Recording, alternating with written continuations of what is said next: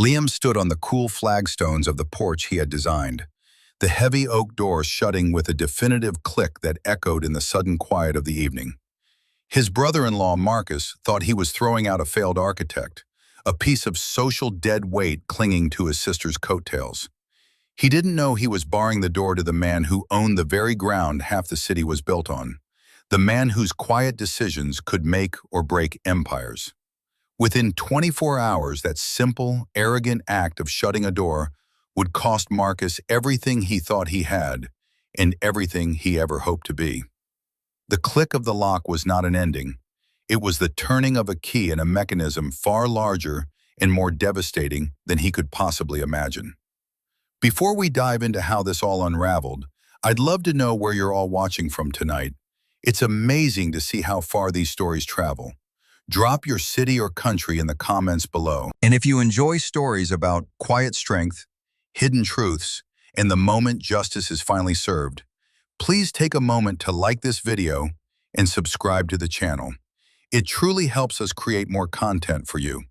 Now let's go back to the beginning of the end. It had all started, as so many family disasters do, with a celebration. It was Richard's 70th birthday, and the party was being held at the home Liam and his wife, Ilara, shared.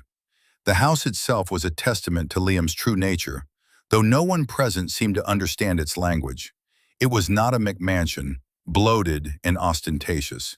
It was a masterpiece of organic architecture, a structure of cedar, glass, and local stone that seemed to grow out of the hillside it occupied. It embraced the landscape, with floor-to-ceiling windows that framed the sprawling valley below, and a living roof planted with native grasses that blurred the line between nature and home. Liam had designed every inch of it, sketching for months in his worn leather journal, overseeing its construction with a quiet, meticulous passion. He had paid for it in cash, a discreet transaction handled by a private trust, but he had allowed Ilara's family to believe it was the result of a hefty mortgage, a burden that he, with his modest architect's income, was surely struggling to maintain. It was a gift of love, a sanctuary built for his wife, but tonight it felt more like a stage for his own trial. The guests, mostly friends of Ilara's family, moved through the open-plan living space, admiring the view, the high ceilings, the sheer artistry of the place. They complimented Ilara on her exquisite taste, assuming she had been the driving force behind its creation. She would blush and murmur a thank you, never correcting them, never shifting the spotlight to the quiet man by her side. Liam didn't mind, or rather, he had trained himself not to mind. He loved Ilara, and her happiness was, for a long time, enough for him. He understood her family's obsession with visible success. It was a shallow river, but it was the one they had all been taught to drink from. Her father, Richard, was a retired regional sales director who spoke of his glory days at a mid-size pharmaceutical company as if he'd been a titan of industry. Her brother, Marcus, was a product of that same ethos, amplified by the hollow bravado of the modern tech world. Marcus, holding a flute of champagne as if it were a scepter, was already in performance mode. He cornered a small group near the massive stone fireplace, his voice pitched just loud enough to carry. "The market is ripe for disruption," he said, using one of his favorite buzzwords. "My team at Innovate Futures is on the verge of closing a Series B round that's going to change the game. We're talking 9 figures. Liam, standing nearby, recognized the bluster. He knew more about Innovate Futures than Marcus could ever guess. Terra Nova Minerals, the $37 billion mining and technology conglomerate Liam secretly commanded, was the silent, majority investor behind the venture capital firm that held Innovate Futures' fate in its hands. Liam had read the internal reports. The company was a house of cards, burning through cash with little to show for it but a flashy user interface and a mountain of debt. Marcus wasn't on the verge of a 9-figure deal. He was on the verge of obsolescence. Liam said nothing. He just took a sip of his water and watched the man who was about to orchestrate his own eviction. Marcus caught his eye, and a smirk played on his lips. He sauntered over, his expensive suit shimmering under the recessed lighting. "Liam, my man, still drawing pretty pictures of houses?" he asked, his tone dripping with condescension. "Listen, I might have a project for you. My new German Shepherd needs a doghouse, something tasteful. You could probably handle that, right?" A few people in the group chuckled nervously. Ilara, who was approaching with a tray of appetizers, froze. Her smile faltered, her eyes darting between her husband and her brother. This was her moment. A simple, "Don't be rude, Marcus," would have been a shield. A quiet touch of Liam's arm would have been a fortress. She did neither. She offered a strained laugh, as if her brother had just told a clever, harmless joke. "Oh, Marcus, stop it," she said, her voice light and placating. It was a tiny betrayal, a paper cut, but it was the first of the evening, and it drew a thin line of blood on the surface of Liam's carefully cultivated patience. He gave his wife a searching look, but she avoided his gaze, busying herself with offering canapés to the guests. Liam turned his attention back to Marcus. He didn't rise to the bait. His calm was a mirror, and Marcus hated the reflection. "A doghouse sounds like a fascinating challenge in micro-architecture, Marcus," Liam replied, his voice even and low. "The balance of ventilation, insulation, and spatial economy. I'd be happy to draw up a proposal. My consultation fee is $500 an hour." The humor was lost on Marcus, who just heard the price. He scoffed. "500 an hour? For what? Doodling? I pay my interns more than you make." He clapped Liam on the shoulder, a gesture that was more of a shove than a friendly pat. "Stick to your hobbies, pal. The real world is for the big boys." Marcus swaggered away, leaving Liam standing alone. The guests who had witnessed the exchange suddenly found the view from the window incredibly interesting. Liam felt the familiar heat of humiliation, but it was cooled by a deeper, more resolute current. He reached into the inner pocket of his jacket, and his fingers brushed against the worn leather of his journal. It was his anchor. Inside its pages were not just sketches of buildings, but complex logistical plans for mine sites, chemical formulas for new extraction techniques, and handwritten notes from a call with the finance minister of a G7 nation.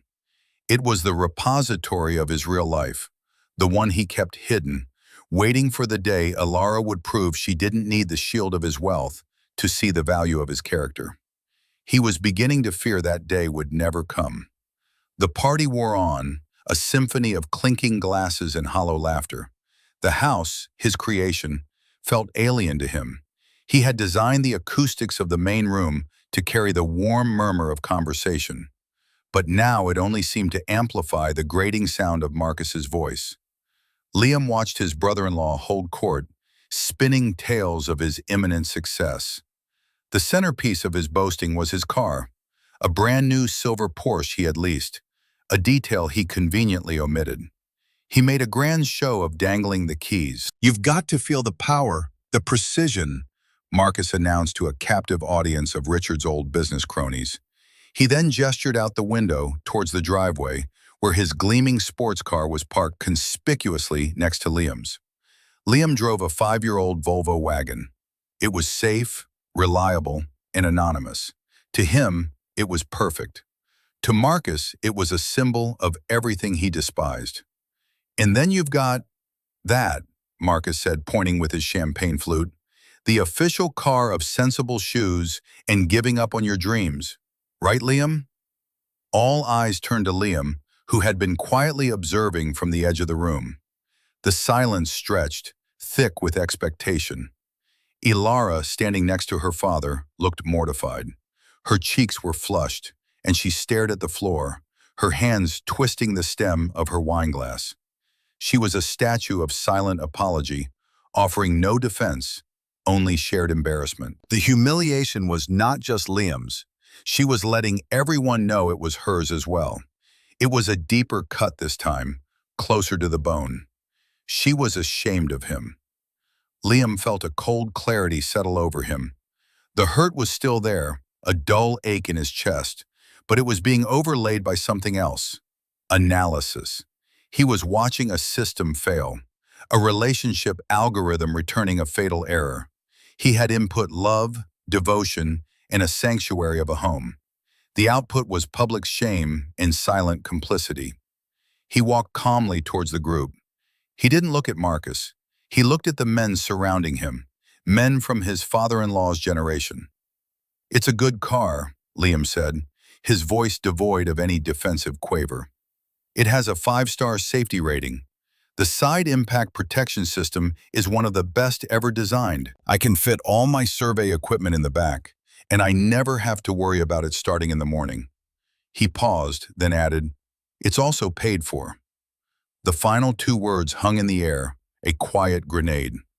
Richard, who knew his own son was perpetually in debt to maintain his flashy lifestyle, shifted uncomfortably.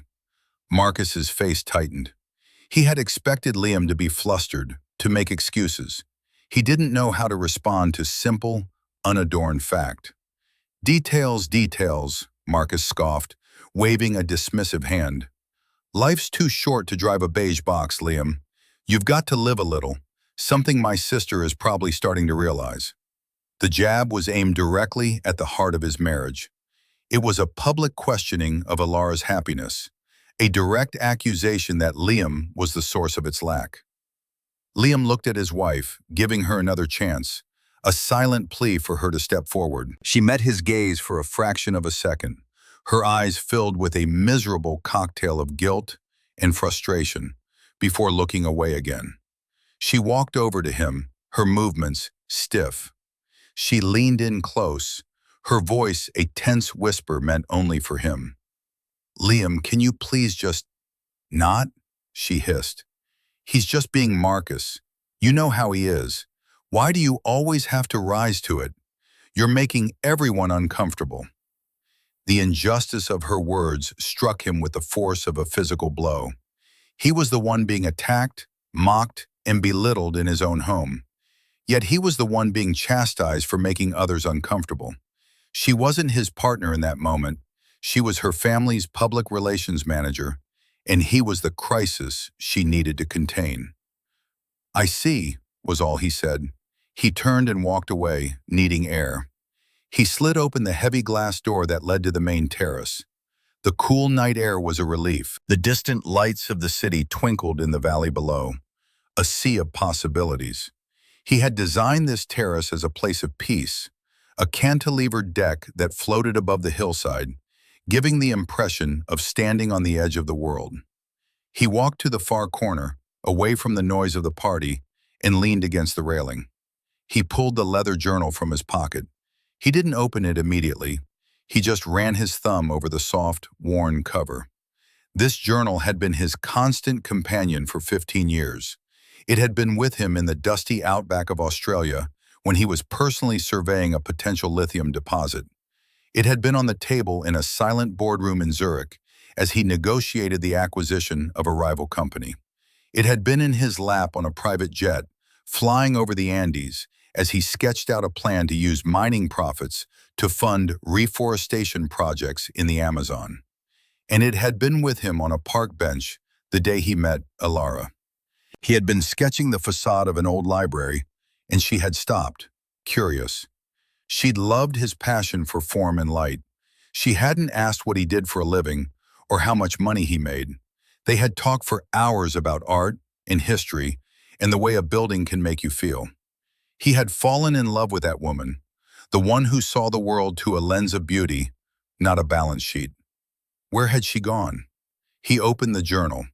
On the left page was a detailed cross-section of a geothermal heat pump for a community center he was designing pro bono. On the right, he uncapped his pen. His handwriting was neat, precise, an architect's script. He didn't write about his feelings. He wrote a list. Innovate futures. Asset evaluation. Less than $1 million. Current burn rate, $2.2 million per quarter. VC funding source, Blackwood Capital. He paused, then underlined Blackwood Capital. His company, Terra Nova, owned 85% of Blackwood. A single phone call could choke off their air supply. Below that, he wrote another note. Northgate Towers Project. Land lease holder, Sterling Properties. Landowner, TN Subdivision 4. TN, Terra Nova. The luxury high-rise where Marcus was so proudly buying their father a condo was being built on his land. He could revoke the lease with a single email, citing any number of environmental or contractual clauses his legal team had embedded in the agreement. Finally, he wrote the address of the house he was standing in. Beside it, he wrote, "Paid in full by LM Holdings Trust. Title held by trust. Occupancy agreement with E. Mason." He looked at the words. He had structured it this way on the advice of his lawyers years ago, as a way to protect his primary asset from any potential liabilities related to his global business. He had never imagined he would use it as a weapon against his own wife. He had designed this house as their nest. Now he was looking at its blueprints and seeing the cage. The love he had poured into every beam and joint felt like a colossal monument to his own naivete. The party music drifted out onto the terrace, a tinny, cheerful sound that felt like a mockery. He closed the journal and slipped it back into his pocket. The chill in the air had nothing to do with the weather. The centerpiece of the evening was the cake, a multi-tiered confection that Alara had ordered from the city's most expensive bakery. As it was brought out, candles blazing, the guests gathered around, singing a slightly off-key rendition of "Happy Birthday." Richard, his face flushed with champagne and attention, beamed. After blowing out the candles to a smattering of applause, he tapped a knife against his glass for silence. It was time for the patriarch's speech. Thank you all for coming," he began, his voice thick with emotion. 70 years. It's a long time, and when I look back, what I'm most proud of is my family. He smiled, his gaze sweeping over the crowd before landing on his children. My son Marcus making waves in the world of technology. A real go-getter just like his old man. Marcus puffed out his chest, giving a little bow. And my daughter, Richard continued, his voice softening as he looked at Alara. My beautiful Alara, I'm so proud of the life you built. He gestured around the magnificent room. This house, this life, it's what you deserve, the very best. I'm so glad you're in a position to have it. He completely, pointedly ignored Liam, who was standing right next to her. The implication was clear. Alara was the source of their prosperity. Liam was just a resident. The insult was so blatant, so absolute, that a few of the guests shifted uncomfortably. Liam felt Alara tense beside him, a small, sharp intake of breath. He waited. This was a direct slight not just against him, but against their partnership. A word from her now could reframe the entire narrative. She could have laughed and said, "Dad, you're forgetting the master architect who built this place." She could have squeezed his hand and pulled him closer, a nonverbal show of unity. Instead, she remained frozen, a faint, pained smile plastered on her face. Her silence was an endorsement. In her father's narrative, Liam was invisible, and she did nothing to bring him into focus. For Liam, it felt like a part of their foundation crumbled to dust. He had built this house on a solid footing of granite, but his marriage, it seemed, was built on sand. Marcus, never one to miss an opportunity to seize the spotlight, stepped forward. Well said, Dad. And since we're talking about giving you the best, he paused for dramatic effect. I'd like to announce my birthday gift to you. I know you and Mom have been talking about downsizing, about wanting to be closer to the city. So I've taken the liberty of putting a down payment on a penthouse condo for you at the new Northgate Towers. The best unit, corner view, top floor. It's time you retired in the style you deserve. A wave of murmurs and impressed gasps went through the room. It was a grand gesture designed for maximum public impact. Richard was overwhelmed, hugging his son tightly.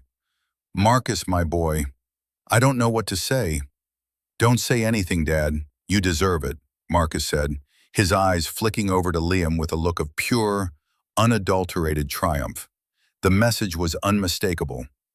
This is what a real son does. This is success.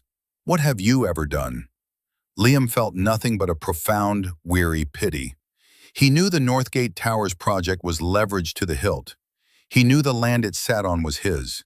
He knew Marcus's grand gesture was a hollow promise built on a foundation of debt and delusion.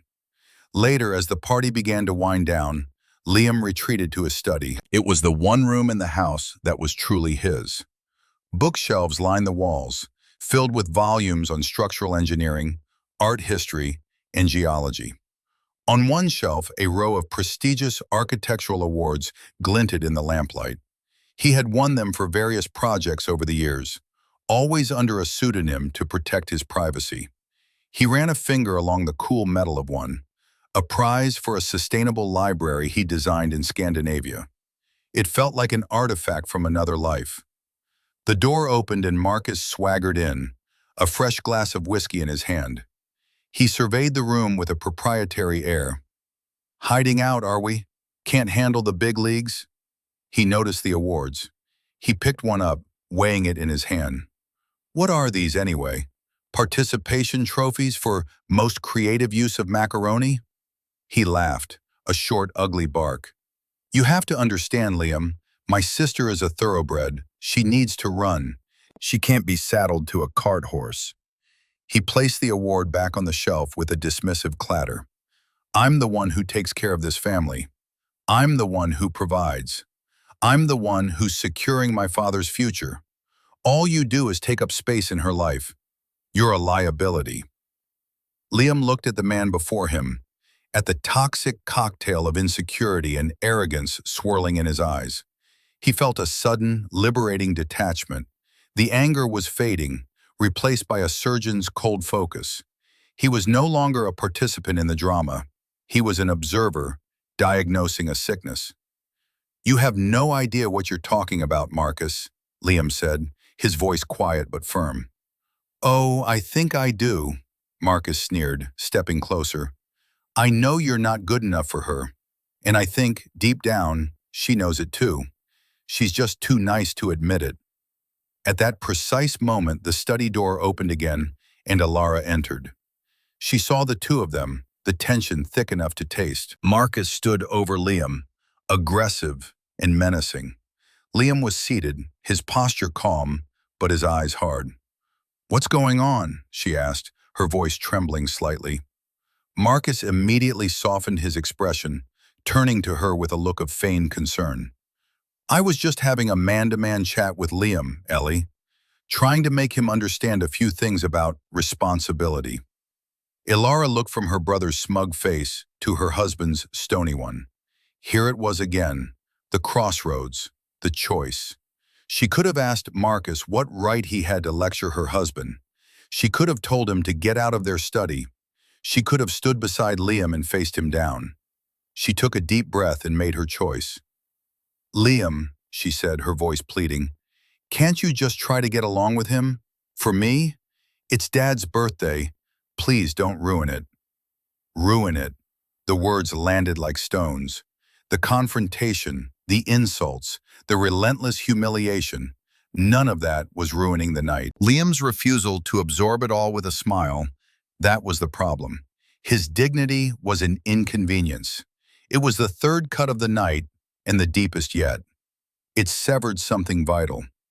Liam looked at his wife, and for the first time, he felt like he was looking at a stranger.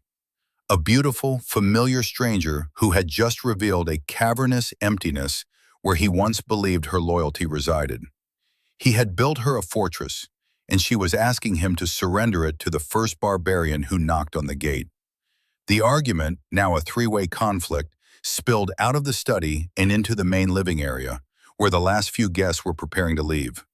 Marcus, emboldened by his sister's tacit support, grew louder and more vicious. His earlier jabs had been veiled in sarcasm. Now his contempt was naked and raw. "This is a house for a winner, Liam," he declared, gesturing expansively at the soaring cedar ceiling and the panoramic windows. "This is a place for someone who makes things happen, who commands respect. Look at you. You don't belong here. You're like a piece of cheap furniture in a palace." Richard, the father, stood by, nodding his assent. He'd had enough champagne to wash away any lingering sense of decorum. "He's right, Ilara," the old man slurred slightly. "Marcus has always seen things clearly. You need a man who can provide, not an artist." The way he said the word artist made it sound like an incurable disease. Liam remained silent, a rock in the middle of a churning, polluted stream. His stillness seemed to infuriate Marcus even more. He was looking for a fight, a reaction, anything to justify his cruelty. But Liam denied him the satisfaction. He simply watched, his eyes recording every word, every sneer, every glance of complicity. He was no longer feeling the sting of the insults. He was merely gathering data for a conclusion that was rapidly becoming inevitable. Marcus turned his focus to Ilara, his voice dropping into a tone of manipulative concern. "He's dragging you down, Ellie. Can't you see it? Tonight should be about family, about celebrating Dad. But he's here, casting this shadow of mediocrity over everything." He put his arm around his sister's shoulders, pulling her into a conspiratorial huddle. "For Dad's birthday, for me, for your own future, get rid of the dead weight, just for tonight. Tell him to leave. Let us have a real family celebration, just us." The audacity of the request was breathtaking. To be thrown out of his own home, the home he had dreamt of, designed and built with his own hands and his own fortune. Liam watched Ilara's face. He saw the conflict in her eyes, the war between her ingrained loyalty to her toxic family and the dwindling reserves of her love for him. Tears welled up, spilling down her cheeks. She was trapped, and she was about to choose the path of least immediate resistance, the choice of a coward. She pulled away from Marcus and turned to Liam. Her face was a mask of misery and desperation. "Liam, please," she whispered, her voice breaking. Just for tonight. Go to a hotel. We can talk in the morning.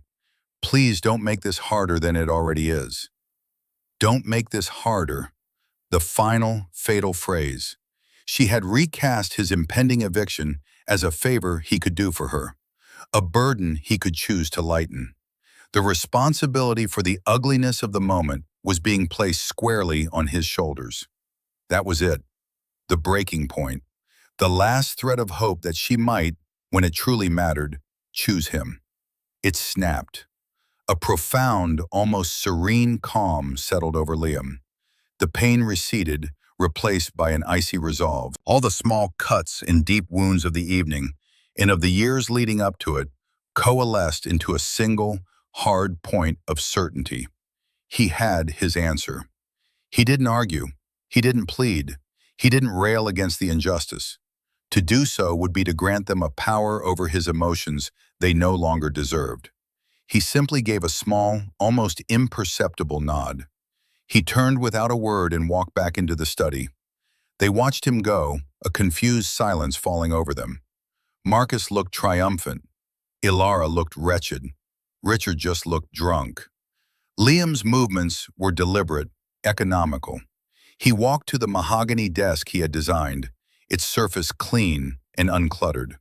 His worn, leather-bound journal lay beside the lamp. He picked it up. He did not grab it.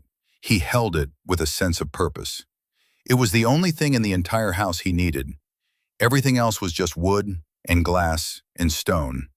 The soul of the place, the love and hope he had invested in it, had already evaporated. With the journal held loosely in his left hand, he walked back through the living room, his path taking him directly past his wife. He did not look at her. He kept his eyes fixed on the heavy oak door at the front of the house. Ilara reached out a hand as if to touch his arm, but let it fall before making contact. "Liam," she began, but his name died on her lips. There was an aura around him now, a wall of quiet finality that she had never seen before. It was terrifying. He reached the door, his hand resting on the cool brass handle. He paused for a single, final beat, giving her one last fraction of a second to scream, "Stop! Don't go! They're the ones who need to leave." The silence that answered was absolute. He opened the door, stepped out into the cool night, and pulled it shut behind him. The click of the latch was the sound of a world ending, and a new one beginning. Liam stood on the cool flagstones of the porch, the scent of night-blooming jasmine in the air. He took a single, deep breath, cleansing his lungs of the stale, suffocating atmosphere of the house. He felt a strange lightness, the weight of his double life, of pretending to be less than he was, of hoping for a love that could see past the surface, had been lifted. The price of that freedom was his marriage, but in that moment, it felt like a price he was finally willing to pay. He didn't look back at the warm light spilling from the windows he had so carefully placed. He walked down the stone path to the driveway, his footsteps making no sound. He reached into his pocket and pulled out his phone, its screen glowing in the darkness. He scrolled to a single contact, a name Elara had never seen, Isabel Vance. He pressed the call button. She answered on the first ring, as he knew she would. "Isabel," he said, his voice perfectly level, betraying none of the evening's turmoil. "It's time." There was a pause on the other end, not of confusion, but of confirmation. "Are you certain, Liam?" Her voice was crisp, professional, but with an undercurrent of concern for the man she served and respected. "I am," he said. He looked up at the silhouette of his home against the starry sky. His home. Execute the sundown protocol, all phases, immediately. "Consider it done," she replied without hesitation. "I'll be in touch to confirm completion." The call ended. Liam slipped the phone back into his pocket.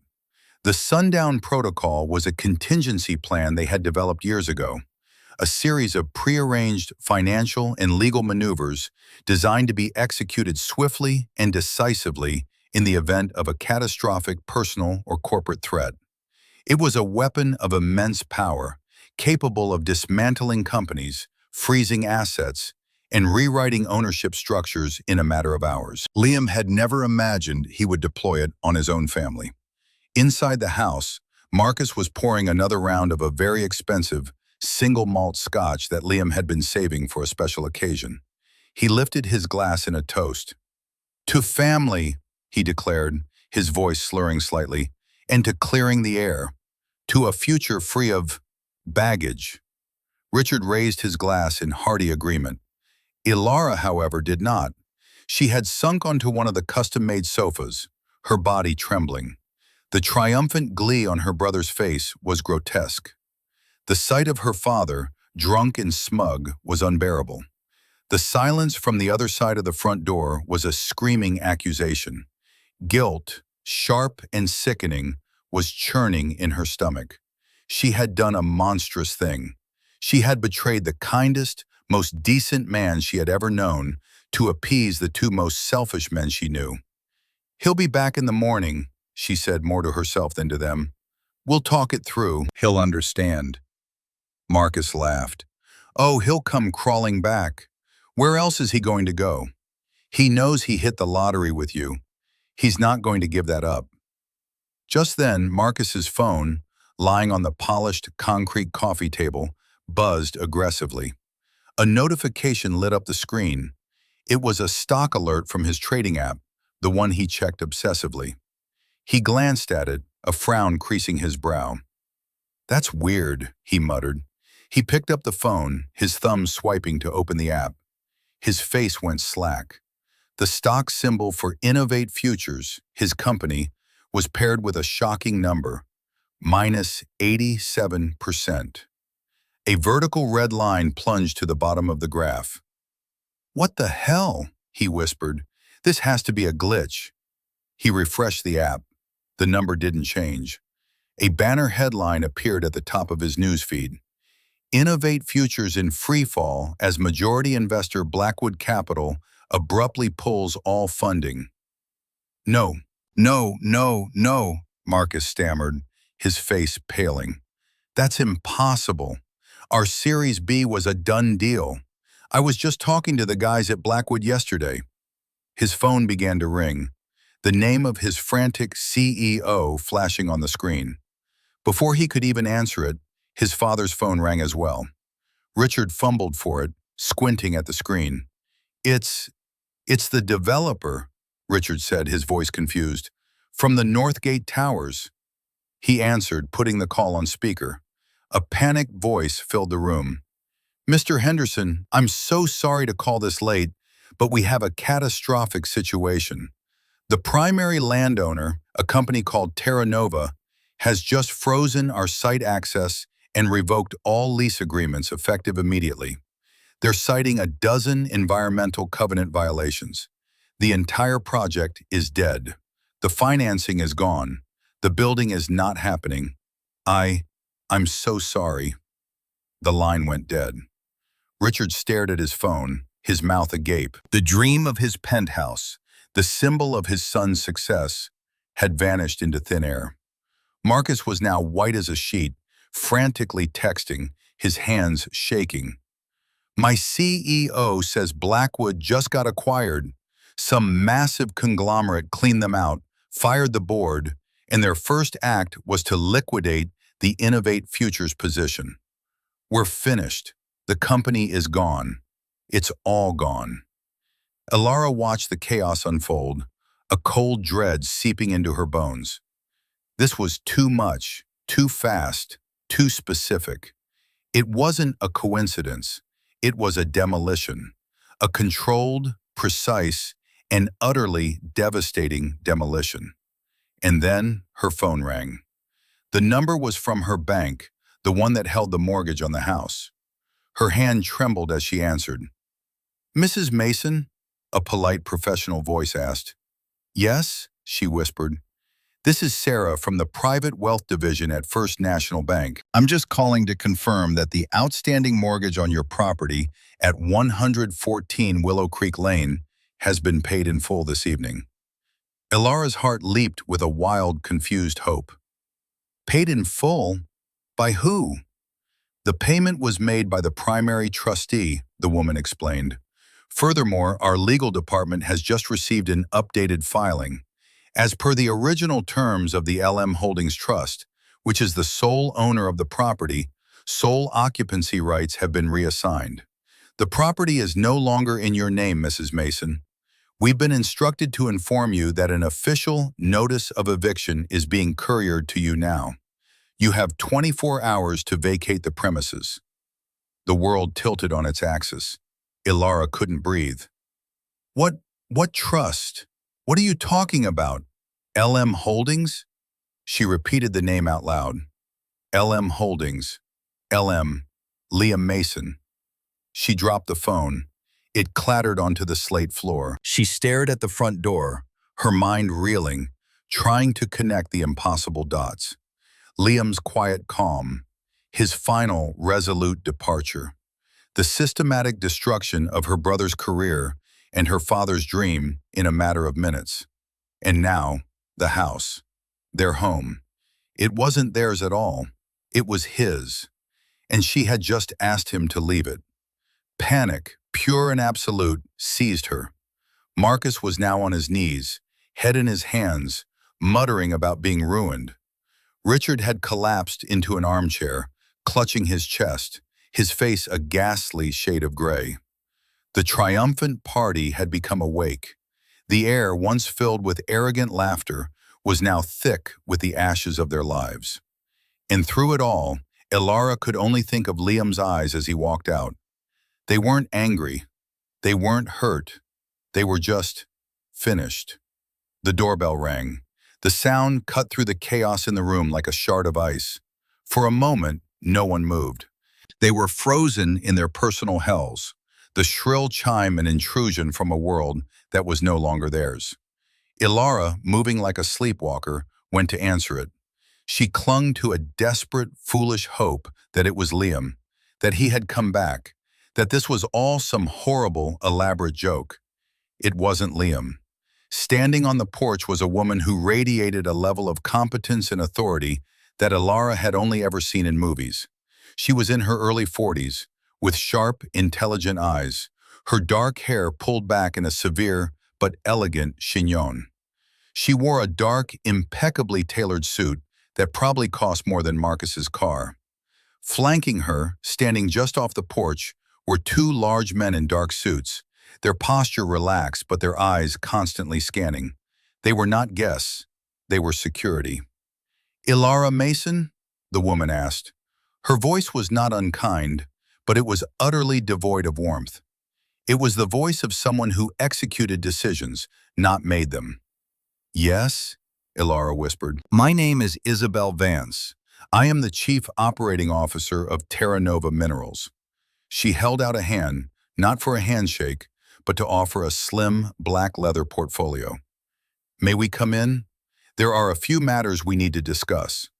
She didn't wait for an answer, stepping past Ilara into the foyer as if she owned the place. Which, Ilara was beginning to realize, she effectively did. The two security men remained outside, silent sentinels at the gate of a fallen kingdom. Isabel Vance walked into the living room and surveyed the scene with a cool, appraising gaze. She took in Marcus, who was now staring at her with a dawning, horrified recognition of a power far beyond his comprehension. She noted Richard, pale and shrunken in his armchair. Her eyes finally rested on Ilara. "Please, sit down," Isabel said. It was a polite command. She placed the leather portfolio on the coffee table. She didn't open it yet. She addressed Marcus first, her tone that of a manager delivering a performance review to a failing employee. "Marcus Henderson," she said, "I believe you were a senior project manager at Innovate Futures. As of approximately 30 minutes ago, Terra Nova Minerals completed its acquisition of Blackwood Capital, the sole funding source for your company. Our first directive was to initiate a full audit and leadership review of all portfolio assets. In the case of Innovate Futures, we found a company with catastrophic cash burn, no viable product, and a culture of fiscal irresponsibility. We have therefore dissolved the company and terminated all employees, effective immediately. A formal notice regarding your severance, which I assure you is minimal, will be sent to your last known address." Marcus's mouth opened and closed, but no sound came out. He looked like a fish gasping for air on the deck of a boat. Isabel then turned her attention to Richard. "Richard Henderson, you were the intended recipient of a condominium at the Northgate Towers project." Richard looked up, a flicker of hope in his eyes. "Yes, my son." "The land on which that project was being built," Isabel continued, cutting him off, "is, and has always been, the property of a Terra Nova subsidiary. Our Environmental Review Board has found no fewer than 14 violations of the land lease covenant, ranging from improper waste disposal to unapproved changes to the structural plans. The lease has been terminated. The project is canceled. The land will be remediated and donated to the state as a protected nature preserve. Your down payment will be returned by the now bankrupt developer in due course, assuming they have any assets left to liquidate." Richard slumped back in his chair as if he'd been physically struck. The final nail had been hammered into the coffin of his birthday dream. Finally, Isabel Vance turned to Ilara. Her expression softened, but only fractionally. It was the look of a doctor about to deliver a terminal diagnosis. "Ilara," she said, her voice a little quieter. She gestured to the house around them. "This is a beautiful home. The architect is clearly a visionary." She paused, letting the words hang in the air. "That architect, the man you know as your husband, Liam Mason, is the founder, sole owner, and chairman of the board of Terra Nova Minerals." The room was utterly silent, save for the sound of Ilara's own ragged breathing. Isabel continued. "Terra Nova is a privately held global corporation with primary assets in strategic mineral extraction, sustainable technology, and agricultural science. Its current valuation is approximately $37 billion.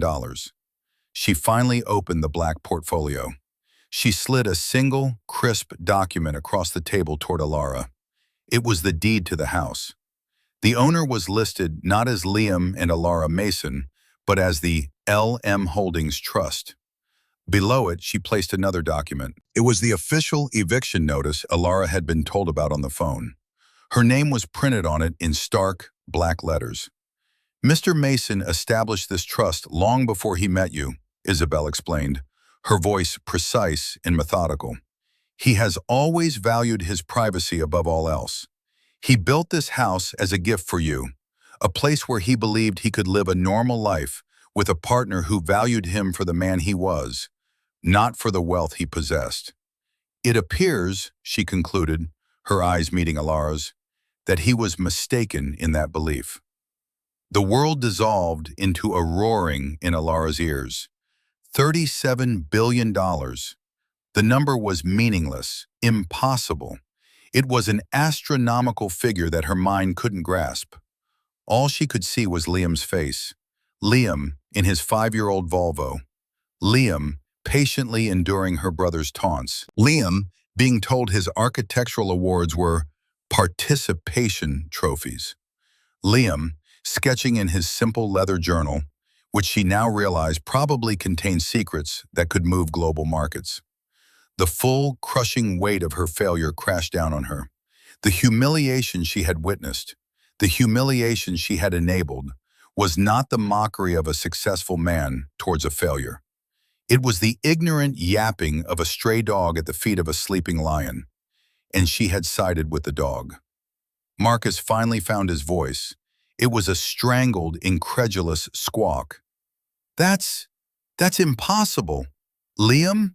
Our Liam? He's a nobody. He draws houses. Isabel Vance didn't even deign to look at him. Her entire focus was on Alara, the silent enabler, the woman who had held a king in her hand and threw him away like a common card.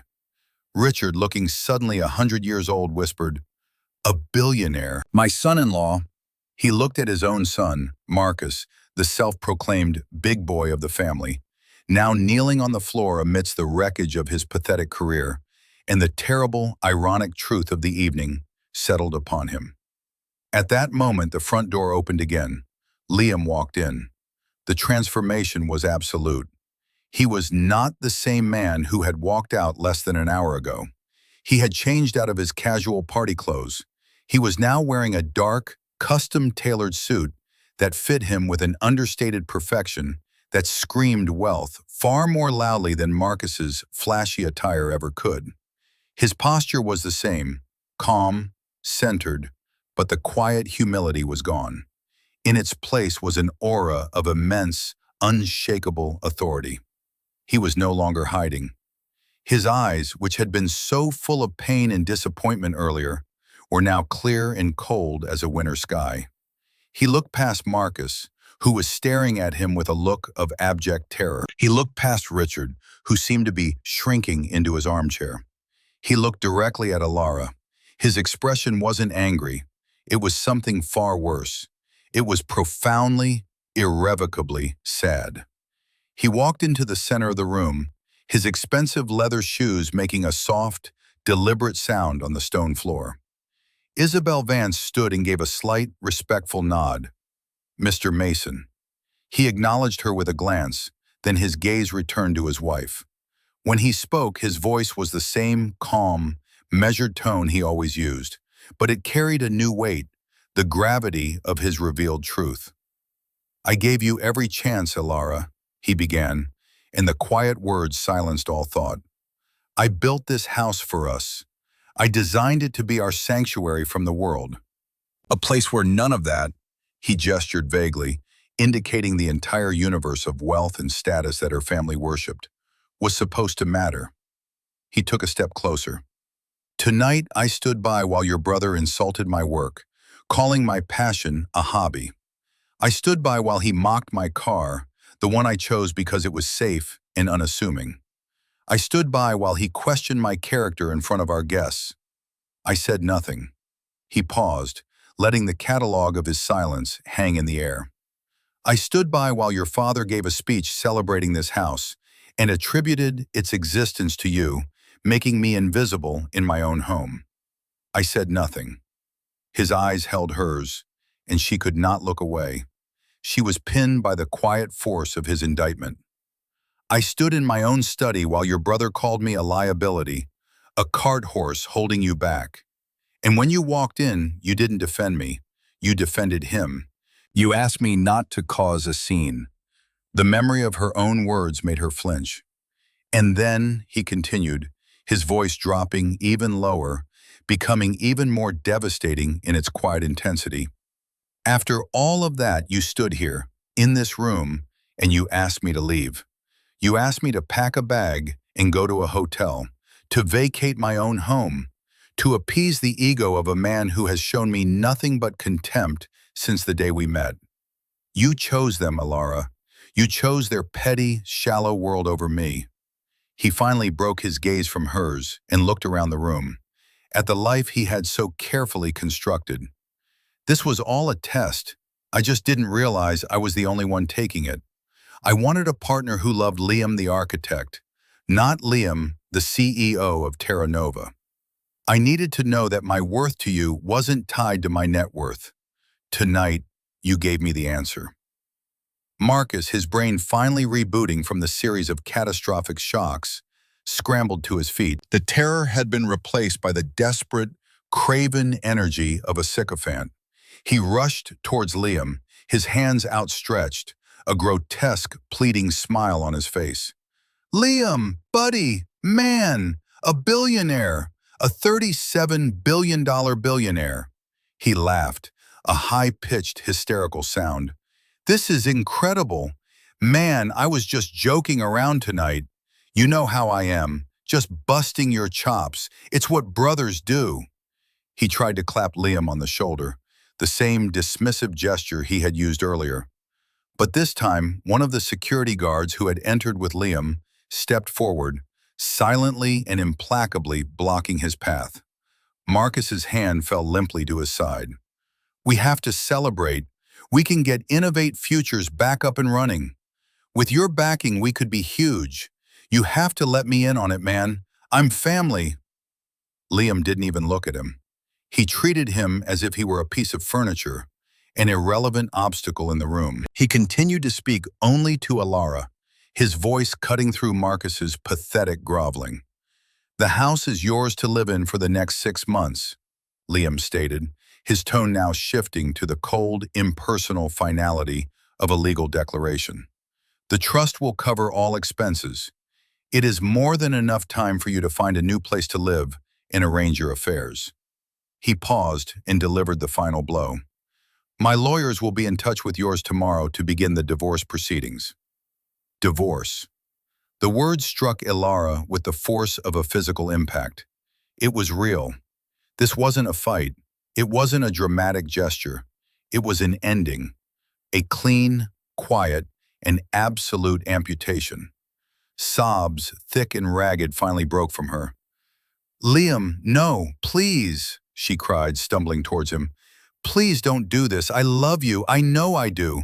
I was wrong. I was so wrong. I was weak. I was stupid. I was afraid of them, of disappointing them. Please, just give me another chance. One more chance to prove it. She reached for him, her hands grasping his arm. For a moment, he allowed the contact. He looked down at her hand on the sleeve of his expensive suit, then back up to her tear-streaked face. For the first time, she saw the full, crushing weight of his empire in his eyes. It wasn't the power or the money, it was the loneliness. The profound, isolating loneliness of a man who could never be sure of anyone's motives. Love isn't silent, Ilara, he said, his voice gentle but firm as granite. He did not pull his arm away, but he did not return the touch. Love doesn't stand by, it stands up. It defends, it protects. He looked over her shoulder at the front door. The man you married is the man who endured those insults tonight. The man who drives an old Volvo and finds joy in the elegant design of a roof truss. That man walked out that door an hour ago, and you let him go. He then gestured to his suit, to the aura of power that now surrounded him.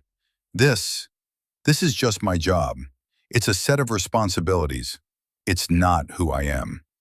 He looked back at her, his eyes filled with a deep, bottomless sorrow. You didn't know the man you married. And listening to you tonight, watching you, I'm forced to accept that maybe I didn't know you either." With that, he gently removed her hand from his arm. The touch was soft, but the finality was absolute. He turned to Isabel. "Isabel, please ensure Mrs. Mason has everything she needs for the transition. Have my car brought around." "Of course, Mr. Mason," she replied. Liam turned and walked towards the door, his back straight, his steps even. He did not look back. "Liam, wait!" Alara screamed, her voice raw with desperation. But he was already gone. The heavy oak door closed behind him, not with a sharp click this time, but with a soft, whisper-quiet thud, the sound of a vault being sealed forever. The months that followed were a study in contrast, a slow, grinding unfolding of consequences. Liam did not disappear from the world. If anything, he became more present, but on his own terms. The anonymous, reclusive billionaire was gone. In his place was Liam Mason, the visionary architect and philanthropist. He moved into a stunning penthouse apartment that occupied the top 3 floors of a building he owned downtown. The space, which he designed himself, was a marvel of minimalism and light, with a sprawling rooftop garden that looked like a piece of the countryside transplanted into the sky. He was often seen not in boardrooms, but on construction sites, wearing a hard hat and talking with engineers and laborers. He'd taken the shell of the failed Northgate Towers project and transformed it. It was no longer destined to be luxury condos for the rich. He was personally redesigning and funding its conversion into a state-of-the-art, mixed-income housing community with integrated green spaces, a public library, and subsidized childcare. He poured his energy and his fortune into projects that reflected the values he'd always held, but now on a global scale. He was sketching constantly in his worn leather journal, not just buildings, but futures. Isabel Vance was always by his side, his trusted partner in remaking his corner of the world. He was healing, not by forgetting, but by building. The Hendersons' world, in contrast, had not been remade. It had simply been unmade. Marcus's fall was as swift as it was brutal. Blacklisted in the tech industry for his association with the spectacular implosion of Innovate Futures, he was unemployable in his field. The leased Porsche was repossessed. The flashy apartment was lost. He ended up selling insurance over the phone for a small, cut-rate firm, his voice stripped of its arrogant bravado, replaced by the strained, desperate cheerfulness of a man chasing commissions. He was humbled, but he wasn't changed. He was bitter, forever telling anyone who would listen about his billionaire brother-in-law who had ruined him over a stupid joke. He never once acknowledged his own role in his downfall. Richard and his wife never got their penthouse. They stayed in their aging suburban home, which now felt less like a castle and more like a prison of faded memories. Richard's health declined. The shock of that night had taken a toll, but worse was the shame. He had worshipped at the altar of wealth his entire life, only to discover he'd been spitting on the high priest. And then there was Alara. She honored Liam's terms. She stayed in the house for 2 months, a ghost haunting the monument to a love she had broken. Every perfect architectural detail was a fresh torment, a reminder of the man she had failed to see. She packed her own things, taking only her clothes and personal mementos. She refused the generous settlement Liam's lawyers offered, accepting only the bare minimum required by state law. She moved into a small, one-bedroom apartment across town in a modest, working-class neighborhood. She got a job as a teacher's aide at a local elementary school. The work was hard, the pay was low, but for the first time in her life, it was real. She was surrounded by people who cared about things like a child learning to read or a family having enough to eat. The shallow world of status and appearances she had grown up in seemed like a distant, nonsensical dream. She began to write letters to Liam. They were not letters asking for forgiveness or for a second chance. They were letters of apology and self-reflection. She wrote about her childhood, about the pressure from her father and brother, not as an excuse, but as an explanation to herself of the weakness that had been bred into her. She wrote about her own cowardice, her fear of confrontation, her desperate need for approval.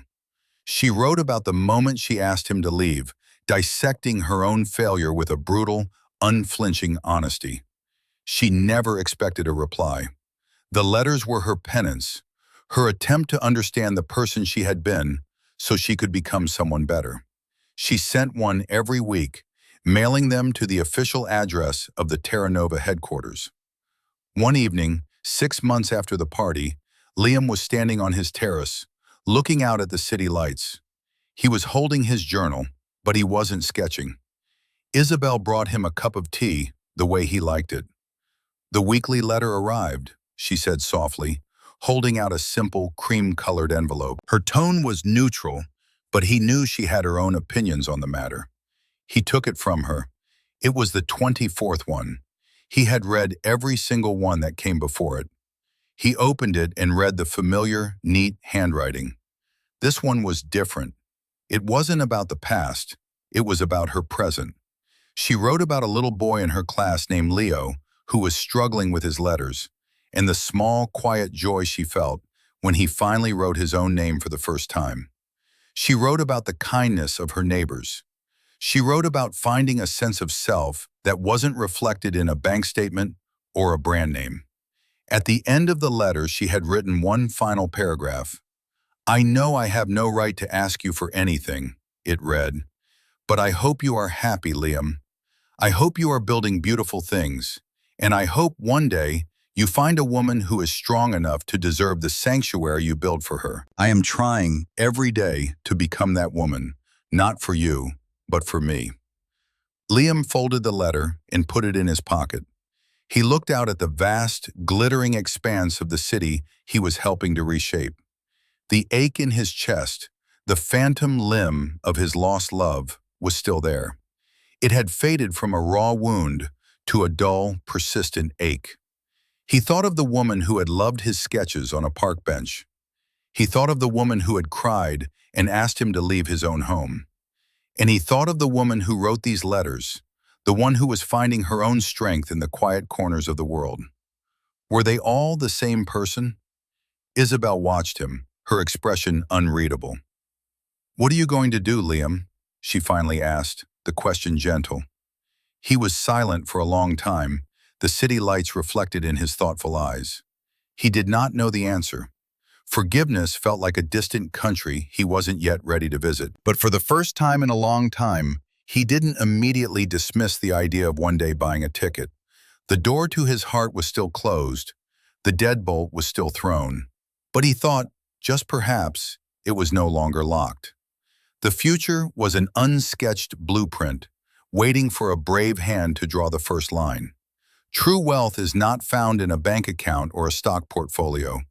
It is measured in our character, our integrity, and the courage we show when standing up for the people we love.